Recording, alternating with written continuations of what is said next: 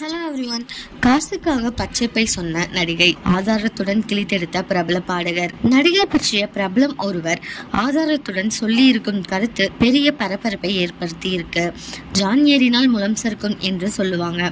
அதன்படிதான் ஆகிவிட்டது இந்த நடிகையின் இப்போதைய நிலைமை. பொன்னியின் செல்வன் படத்திற்கு பிறகு தென்னிந்திய ரசிகர்கள் அத்தனை பேரையுமே தன் பக்கம் திரும்பி பார்க்க வைத்தார் நடிகை த்ரிஷா. அதன் பின்னர் தொடர்ந்து டாப் ஹீரோக்களின் படங்களில் கமிட் ஆகி நம்பர் 1 இடத்தையும் பிடித்தார். இருந்தாலும் த்ரிஷா மீது விஜய் ரசிகர்களுக்கு ஒரு விதமான வெறுப்பு சமீப காலமாக உருவாகி இருக்கு. இதற்கு காரணம் விஜயை த்ரிஷாவுடன் இணைந்து பேசுவதற்கு அவரு தீனி போடுவதுதான். இந்த பிரச்சனை முடிவுக்கு வராத நிலையில் மீண்டும் ஒரு சர்ச்சையில் சிக்கி இருக்காங்க நடிகை த்ரிஷா. நடிகை த்ரிஷா சமீபத்தில் தன்னுடைய எக்ஸ் அக்கவுண்ட் ஆகிவிட்டதாக அறிவிப்பை வெளியிட்டு இருந்தாங்க.